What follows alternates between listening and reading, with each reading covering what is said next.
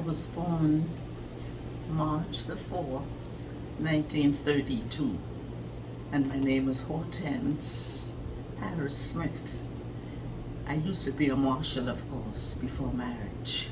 Wow, 1932. So how old does that make you? Oh, just here last month, which was March the 4th, I became 90 years old. 90? I would never know that by looking. Wow. I think you better keep that secret to yourself. So, where were you born? Oh, I was born in East Street. The family property is still there, but in the hands of someone else, of course. I was born East Street South. Okay, and that is in Nassau, in New That's Providence. In New Providence. Question: the property that you grew up on, can you explain exactly where it is now? It's right there. The property. My father had a restaurant on the property in East Street, below where Paula Roberts lived, as I said earlier. Okay. And the little restaurant is still there in the yard, and the property is still there. But the property was sold, but the building is still there. Okay. You gotta look for that. I'm not sure I know where Bella Roberts is, but Yeah, that's wrong. Okay, if you come down East Street, you pass Ross Corner, you pass Red Line by corner. There's a church on the corner. Right opposite the church, I don't know that mile up. Mr. Roberts used to be, and that's Strong Corner. When you reach the Strong Corner, there used to be a pharmacy on the corner. I think the building is still there. And right opposite that building is where the marshals lived. okay. All right. And there you will see a little shop right there still. I think the person still has a restaurant there. And that is where the marshals' estate was. Okay. Wow. And who were your parents, please? Yeah. My father and mother. My father's name was Vincent, and Mama's name was Vera. So Vincent and Vera Marshall of East Street South. So how many siblings did you have? Oh, my Mama and Daddy, they had 5. 5? Uh-huh. And that included you? That included me. I'm the baby, of course. Okay. So what were their names? The names of my brothers and sisters? Yes. Okay, the eldest brother was Hugh. He lived most of his time in America after going to school. But he visited us occasionally. Okay. Then my second one was Enid. She was a nurse here in the Bahamas General Hospital. And Hazel, she was a school teacher here before she left to go to America. And then my brother Herbert, he's now 92 years old, and they call him Skilly. Perhaps he's better known as Skilly. Okay. And followed him is me, Okay. Hortense. Yes, we were associated with a family from Cat Island, the King family, Richard King and family. He had quite a bit of children, and one was called Octavia King. We went to school together from Southern Senior School, and she familiarized me with many of the bush medicine. Okay. We had fun doing that. And those days, we used to walk through the Rocky Road corner, and through that corner then was a lot of bushes. Right. And on our way home back and forth, we would stop and get a little berries off the trees, which was very interesting. Wow. And after leaving Southern Senior School, we joined it on to St. John's College, Octavia and I, and we had that friendship going through all our lives, right up to now. Those were the days when friends were real friends, eh? Yes, real friends. So you went to Southern Senior Uh-huh. and then St. John's. St. John's College. Okay. And then, of course, we grew up in St. Agnes Church. That was another thing. We went back and forth to church together. Mass in the mornings, service in 10:30, service in the evening. They were the days. How did you get to school in those days? Oh, you had to walk.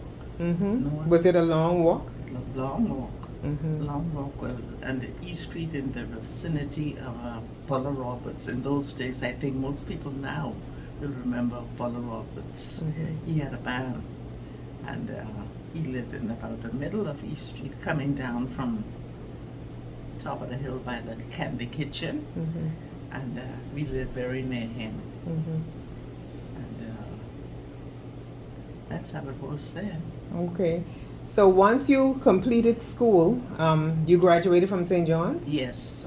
What did you do after that? Well, when I graduated from there, I worked many years to Bahamas General Hospital. Okay. And I was the superintendent's secretary for a while. And after marriage, having 2 children, I didn't return to that job. I went into teaching. I taught for many years, and after that, I worked at the telco, where I retired from there. Okay. So back in those days, after you finished high school, what were the opportunities like? Was there any major prejudice in your era? Oh yes, they had a lot of prejudice. Of course, you have to go there and improve yourself in the secretarial field, you know. You have to improve yourself in order to get other jobs. Right. And of course, they always had that problem with black and white. And there came a time when there used to only be whites in the banks. Okay. And that changed after a period of time. And even in Batalco, there was a time there were only whites operators. Wow. And after a period of time, That changed, right? And it got better and better until now. Yes. The majority rule made a big difference, didn't it? Made a big difference. Okay, so then you got married. Who did you marry? Oh, I married a young man by the name of Samuel Augustus Harris Smith. Samuel Augustus Harris Smith. Yeah, Okay. That's him. Okay, and what did he do for a living? He was a Trinidadian. He came here to work on the police force Okay. as a policeman. And there he was. And after that, marriage came, and after that, he taught for a while. He came out of the force, and he taught for many years. And then after that, he further pursued himself and went away and did law. He accomplished that, thank God. And he came back home and practiced. So what year did you marry? 1952.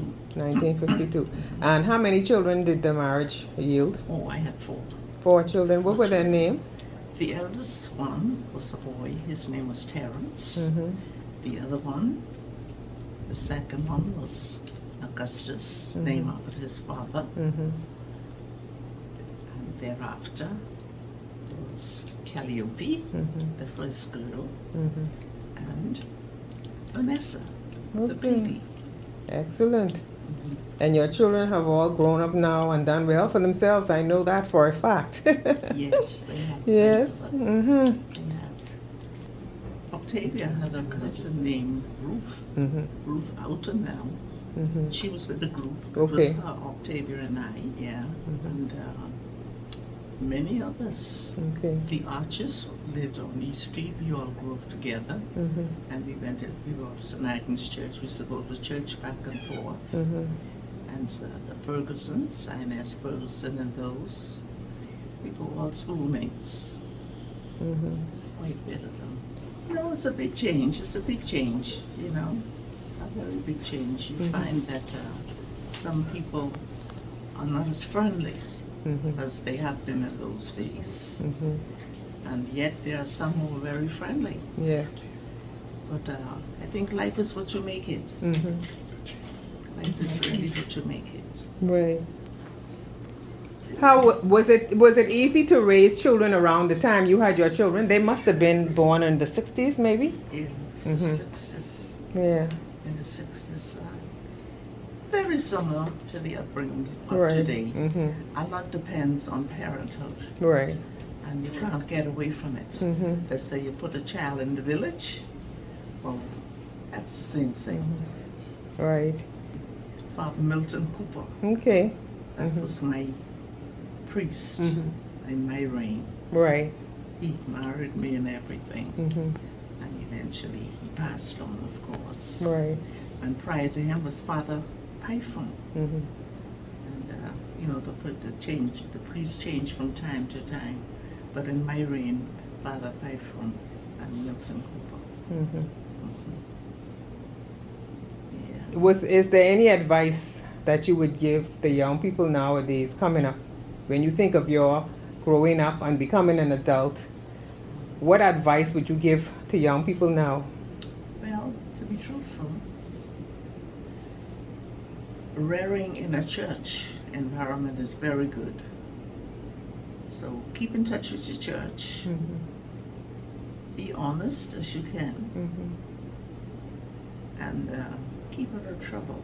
Company is good to have. It's good to have company, but you must be careful who is your company. Yes. And if you have a company, you find out that things are looking right or how you would like it to be. It would be good if you can stay away from that group of people. Right. And join another group if you have to, because it's good to be friendly, but know how far to go. Right. Do you have grandchildren? Oh, yes, I have many. Many. And what about great-grand? Any great-grand yet? Great-grand, yes. Wow. I have about 8 or 9 great-grands. Yeah. That's excellent. Yeah. Okay, so and the heritage and the lineage goes on. Yes, yes. To God be the glory. Yeah, God be the glory. Yes, well, you look very well for your age. Would you give us some secrets? What would you say is the secret to looking so well at 90?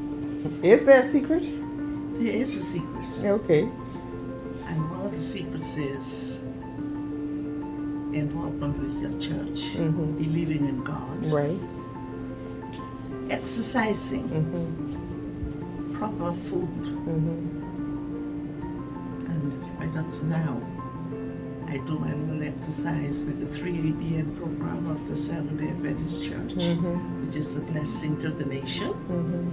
And they come on every morning from 7 to 7:30. And I keep up with those as much as I can. Yes. So proper food, exercising. And a good And religion. faith. Yes, faith. Very important. And a lot of people don't do that. So if you listen and learn and do, it could make a huge difference. The advice does make a difference. Yes. Yes. And I try to live with the quote in the Bible, Philippians 4:30. I can do all things through Christ, Yes. who strengthens me. Amen. And I think that's a good thing to live with. You do what you can do. You put God first. And don't become lax with your body. You do whatever you can do, as best as you can, knowing that